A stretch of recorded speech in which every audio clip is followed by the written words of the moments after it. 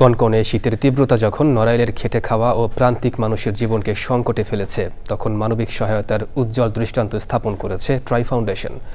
শীতার্তদের মাঝে কম্বল বিতরণ করে প্রশংসা করেছেন প্রশাসন ও বিশিষ্টজনেরা। বিস্তারিত ড্যানিয়েল সুজিত বসুর রিপোর্টে। জলবায়ু পরিবর্তনের বৈশ্বিক প্রভাব এবার বাংলাদেশেও স্পষ্ট। গত কয়েকদিন ধরেই দেশের দক্ষিণ পশ্চিম অঞ্চল সহ বিভিন্ন এলাকায় বইছে শৈত্যপ্রবাহ, যা সবচেয়ে বেশি বিপাকে ফেলেছে প্রান্তিক ও নিম্ন আয়ের মানুষকে। এই দুঃসময়ে নড়াইলের অসহায় ও দুস্থ পরিবারের পাশে দাঁড়িয়েছে স্বেচ্ছাসেবী সংগঠন ট্রাই ফাউন্ডেশন। দীর্ঘ 2 দশকের ধারাবাহিকতায় এবারও জেলার শহর ও গ্রামাঞ্চলের শীতার্ত মানুষের হাতে কম্বল তুলে দিয়ে ইংরেজি নতুন বছর উদযাপন করেছে সংগঠনটি।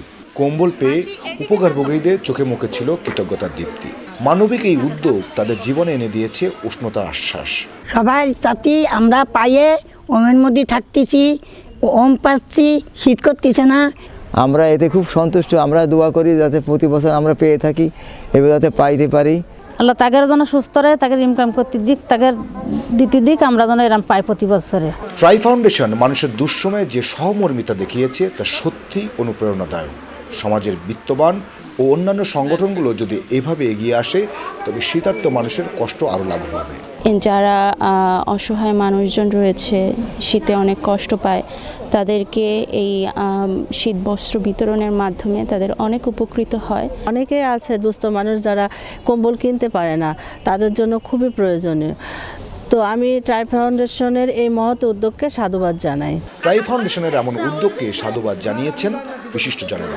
শীত নিবারণের জন্য এই উদ্যোগ অত্যন্ত প্রশংসনীয়। ট্রাই ফাউন্ডেশনের এই উদ্যোগ সহ আত্মমানবতার কল্যাণে অন্যান্য যে মানবিক উদ্যোগ তারা গ্রহণ করে, তাই এটি মনে করি আমি যে এটাকে ছড়িয়ে দেওয়া দরকার। ট্রাই ফাউন্ডেশনের পাশাপাশি দেশের বিত্তশালীদের এগিয়ে আসতে আহ্বান জানিয়েছেন অনেকে। নড়াইল থেকে Daniel Sujit Bose, channel I.